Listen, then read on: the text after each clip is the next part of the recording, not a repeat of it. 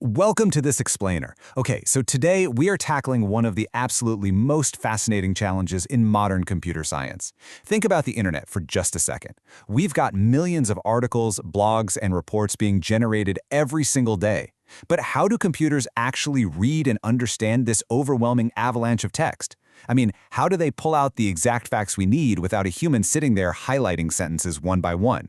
Well, get ready because we're going to unpack the brilliant mechanics behind information extraction. But before we dive headfirst into the really heavy computer science data of natural language processing, consider this quote for a second. Time will explain. Jane Austen actually wrote that in her novel Persuasion. It's a beautifully simple, classic quote, right?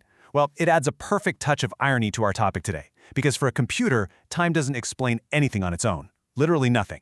We actually have to painstakingly teach artificial intelligence exactly what time is, how it flows, and how it relates to every single action in a sentence. To see why this is so notoriously difficult, let's do a little role play. Imagine you're a detective, or maybe a high-stakes airline stock analyst, right? Your job is to automatically scrape facts from the news to predict market trends. So you feed your computer this messy, unstructured paragraph citing high fuel prices. United Airlines said Friday it has increased fares by $6. American Airlines immediately matched the move. Now, as a human, you instantly get the drama here. You see the chain of events. But to a machine, this is just a chaotic jumble of characters. How does it figure out exactly who did what and when? Okay, let's dive into this. Here is our roadmap for the AI's processing pipeline. First, messy text to structured data. Then, extracting the relationships, uncovering the action, mapping the flow of time, and finally filling the final template. All right, step 1, messy text to structured data. So, what's our very first goal? It's transforming the absolute chaos of human language into orderly rows and columns. What we're really talking about here is information extraction, or IE. Simply put, this is the ultimate goal of our AI detective. It's the process of taking those wild, unpredictable human sentences, which are full of slang, implied context, and really complicated grammar, and organizing them into neat, searchable data. This right here is exactly what powers the knowledge graphs you see when you search for a celebrity or a company online and get that perfect little info box of facts. Moving right along to step 2, extracting the relationships. Once the AI knows the basic entities in a text, like recognizing that United is an organization and Friday is a time, it actually has to figure out how they connect, figuring out the who and the what. Our AI toolshed is actually packed with different methods to link these entities together. We've got hand-built patterns, supervised machine learning, bootstrapping, distant supervision, and unsupervised OpenIE. These are the tools used to figure out, for instance, that a guy named Tim Wagner isn't just some random person mentioned in the same breath as American Airlines, but that he's actually their spokesman. Now, what's really fascinating about these approaches is the massive trade-off between them. Take hand-built patterns, for example. These are incredibly precise. You literally write a rule that says if you see X, such as Y, then Y is a type of X. It's highly accurate, but the volume is super low because, well, humans have to handwrite every single rule. On the flip side, we have distant supervision. This completely flips the script. It takes massive, pre-existing databases and uses hundreds of thousands of known facts to automatically train the AI to find new patterns in giant mountains of text. So you get this massive volume, but you definitely sacrifice a bit of precision. But, relying on the AI to teach itself comes with a huge risk, captured by this incredibly intimidating piece of jargon, semantic drift. Let's make this concrete. Imagine our AI is trying to learn about airline hubs, and it reads the sentence, Sydney has a ferry hub at Circular Quay.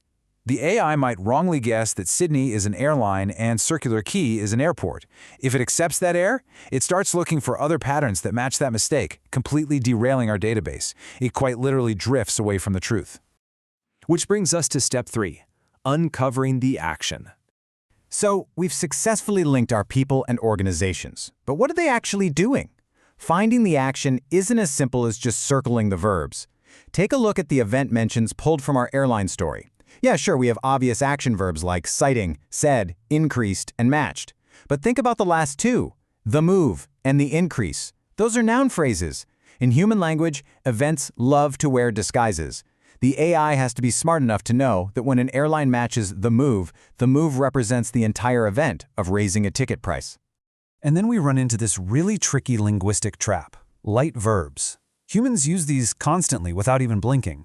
If I say an airline's price hike took effect, the verb is took, but the action of taking has absolutely nothing to do with what's actually happening. The verb took is light. It carries almost zero meaning on its own. The real event is hiding over in the noun effect. Or think about the phrase took a flight. The event is flying, right? Not taking. Computers have to be explicitly trained to spot these light verbs and shift their focus to the direct object to understand the actual event. Let's move to step 4 and see how this builds. Mapping the flow of time. This is honestly one of the most notoriously difficult challenges in AI, mapping out exactly when these price hikes happened. To build a timeline, the AI first has to categorize the wildly different ways humans talk about time. First, we have absolute time, which is easy. April 24th, 1916 is a fixed point. Done. But then we have relative time. Yesterday or next semester mean completely different things depending on exactly when the sentence was spoken. And finally, we have durations, like 4 hours or 3 weeks, which represent a span rather than a specific point. The AI must isolate and categorize every single one of these expressions. Once those time expressions are found, the AI has to put them in order. To do this, researchers often use a concept called Allen's interval algebra. It basically classifies relationships into categories like before, meets, or overlaps. If we visually map out our running airline story, the AI determines that the fare increase taking effect on Thursday happened before United announced it on Friday morning, and American Airlines matching the move happened after that. The AI is literally drawing this invisible graph of intervals right there in the background. But as we all know, human tenses can get incredibly tangled. Look at this example. When Mary's flight departed, I had eaten lunch. Both of those events happened in the past. So how does the AI know which came first? We demystify this using Reichenbach's reference point. The AI is taught to separate 3 distinct things: the time the sentence was spoken, the time the event actually happened, and an invisible reference point.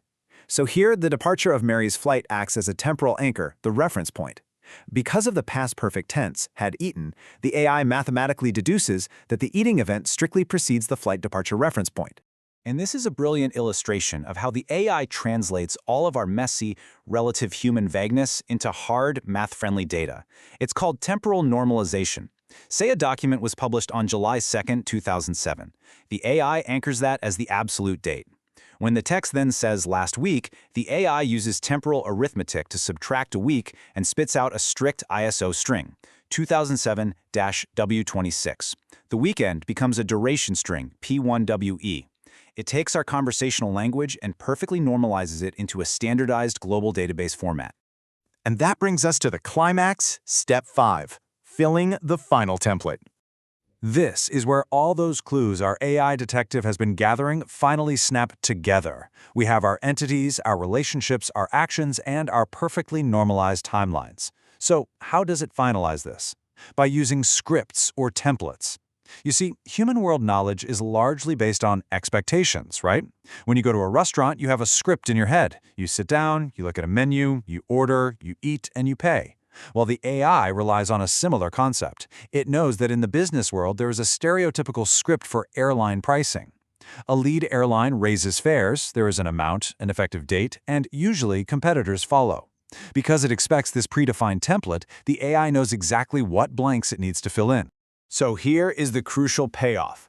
We have successfully turned a completely chaotic paragraph of unstructured, messy news text into a clean, actionable database table. Just look at this. We extracted United as the lead airline, $6 as the amount, we normalized the effective date to October 26, 2006, and identified American Airlines as the follower.